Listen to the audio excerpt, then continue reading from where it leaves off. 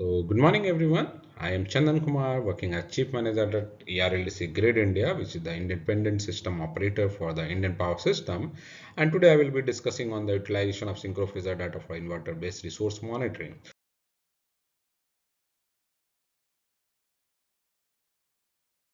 The topic that we will be covering during this presentation will be the implementation of synchro phasor project in the Indian power system, then how this synchro phasor is being utilized for the inverter-based resource monitoring, which includes the grid compliance testing, model validation exercises, validation of the plant performance during any kind of events or the faults, and how the oscillation at these inverter-based resources are being analyzed utilizing the PMU data. Then during the various grid event, how the PMU is helping us in checking the performance of the plants, and at the end we will have a summary and how we can move forward in the monitoring direction for the IBR utilizing the synchro phasor data.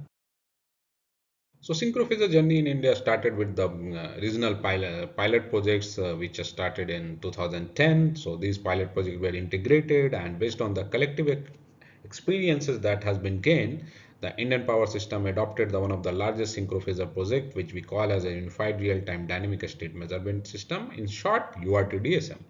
So has a three level of hierarchical system. So we have PMUs and PDCs installed at a state level. They are getting integrated at regional level, and the regional levels are getting integrated at the national level. So we have more than 32 PDCs at 32 control centers across India, which includes NLDCs, that is National Load Dispatch Center, Regional Load Dispatch Center, and a State Load Dispatch Centers in India. And the number of PMUs installed are more than 1400 PMUs in the across the Indian power system.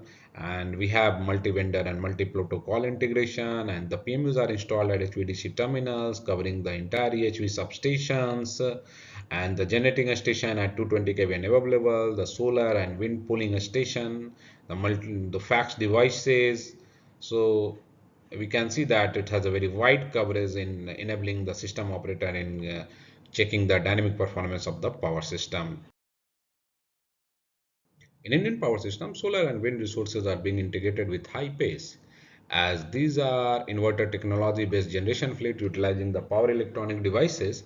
Thus, their response is highly dynamic in nature, and their performance is impacted quickly with any change in the nearby system parameter. And thus, to monitor their dynamic performance and interactions, PMUs have been strategically placed on the point of connection of these IBR based plants, as we can see from the picture, and at the various fax devices including the statcoms, which can be either within the plant itself or which can be located at the pooling station. And these are also located on the PMUs are also installed on the evacuation line from these power plants to monitor their dynamic performance, and the power plant controller performance during any kind of events or during the normal operations also. And this provides us the active reactive power, the voltage, current, frequency, rate of change of frequency with a high sampling means reporting rate, that is the 25 samples per second. And these are being utilized for the various kind of grid compliance testing, model validation of the plant performance, then oscillation event analysis and grid event analysis related with the inverter based resource. So let us start with the grid compliance testing, which is very crucial for validating the plant model. And model is very important in assessing the plant during the operational horizon, how they are going to behave, and what will be the nature of the plant response, whether they are going to ride through the different compliance requirement. So all this is very important for the system operator as well as the system planners. So we can see the two examples over here. So here a 250 megawatt wind farms, and we can see that utilizing the synchrophasor data, we are able to validate that the plant performance as per the simulation is during one of the particular event, and it is matching with the actual performance that it has provided during the event. So the model is also validated. And in another case, we see that the plant performance of the 300 megawatt wind farm is not as per the what the model is providing for the when with the same kind of event is simulated.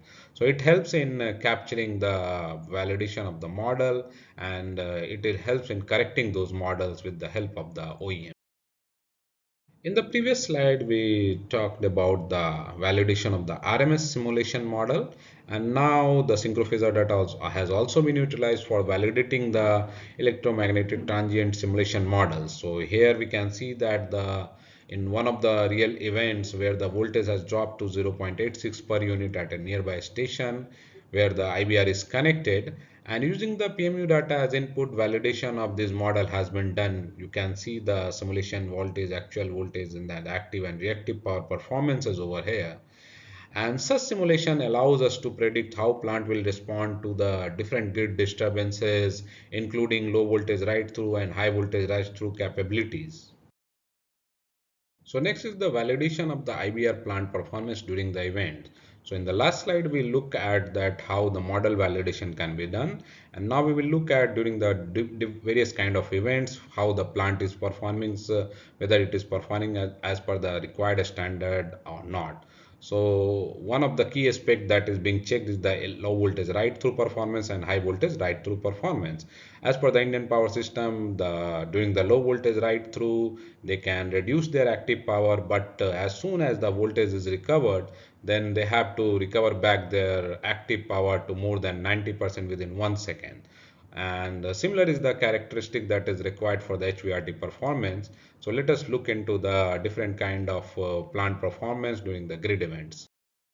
So here on the right hand side we have two plants, one is solar, another is the wind power plants, and we can see that the wind power plants it is able to comply with the LVRT performance. You can see the active power has recovered within 1 second, while for the inverter based resource, complete inverter based resource solar power plant, we can see that within as soon as the fault is getting cleared, it is able to recover its active power with more than 90% of its capacity. And on the right hand side we see that even though the voltage dip is not significant, we see that there is a generation loss and the loss generation is not getting recovered, while same is the another wind plant. Here also we see that the generation fleet is not recovered, and the reactive power, it is even the fault is getting cleared, it is not reducing its reactive power, thus degrading the plant performance. So digging further, here we examine an oscillation event near an IBR complex where we observe the multiple frequency components which includes the high frequency like 2 to 3 Hz, low frequency ranging from 0.03 to 0.1 Hz, and some irregular several severe voltage dips in the power systems. So you can see that this is a complex RE complex having different capacities of the solar and the wind plants installed, and these are being evacuated through a 765 kV and 400 kV transmission networks. So the characteristic of the oscillation, you can see that this is the plot, this is the oscillation engine analysis where you can see that multiple modes are being observed, and these are being observed without any kind of a specific trigger, and major fluctuations are being observed at critical plants where the short circuit ratio is low, and these are predominantly observed in the voltage and the reactive power only. So based on this, analysis has been carried out for the different modes that we have been observed in the RE complex. So in one case, the 2 to 3 Hz oscillation, it was observed that whenever the STATCOM is being switched on, then only this problem is coming up. Earlier it was not there. So after this analysis, the STATCOM was retuned, and this oscillation probability has further reduced to a very low extent. And in another case, you can see the low frequency of 0.8 hertz. So here what we observed is that the PMU is not, it is able to tell us which plants from where it is originating, but it is not able, as the PMUs are not installed on the each of the inverters, so it is, we are not able to tell which of the inverter is causing the issue. So those have been analyzed utilizing the disturbance recorder files from these plants, and it was observed that one of the inverter was having the issue. So what we can observe is that the collective behaviors of all inverters in plant is being captured by the PMUs, making challenging to capture the individual behavior of the each of the inverters. So we can locate the plant, however we are not able to locate the inverter based resources where the actual issue is there, and this is one of the real challenge.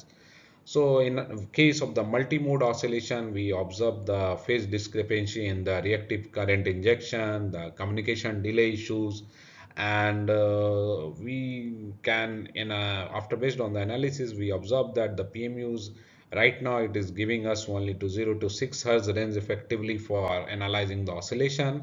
So we need PMU with higher reporting rate of 100 hertz to 200 hertz, which can cover the entire range from the 0.01 hertz and up to the 96, that is the subsynchronous as well as the supersynchronous range. In another instance, the oscillation were caused by the mode change in the STATCOM which interacted with the renewable energy plant. And once the STATCOM was switched to fixed reactive power control, the oscillation subsided, demonstrating the critical role of a STATCOM in managing the grid stability near the IBR plants, as well as how the synchrophasor data can help you in mitigating the issues. Finally, we analyze a grid event where a phase-to-phase fault on 765 kV transmission line caused a significant reactive power injection. This led to a very high voltage event that triggered the HVRT in multiple IBR plants. The incident underscores the need for the improvement of coordination of this protection setting and the response times in the IBR plants. And there are several other examples of similar kind of events which has been analyzed with the PMU data, and the PMUs has significantly helped a lot in analyzing the various kind of events near the IBR plants and finding the issues and taking the corrective action in coordination with the plant's owners and the OEMs. To summarize, the synchrophasor data provides invaluable insight into the dynamic performance of the IBR resources, and it is helping in performance assessment and providing the key inputs to the OEMs for correction and retuning exercises, and it helps in checking the dynamic behavior of the interaction between the other power electronic devices which are located nearby. There are some limitations remains, such as the need for the PMU deployment at the inverter levels and higher resolution data to capture the high frequency dynamics. Moving forward, addressing this gap will enhance the grid stability as we continue to integrate more renewable into the system.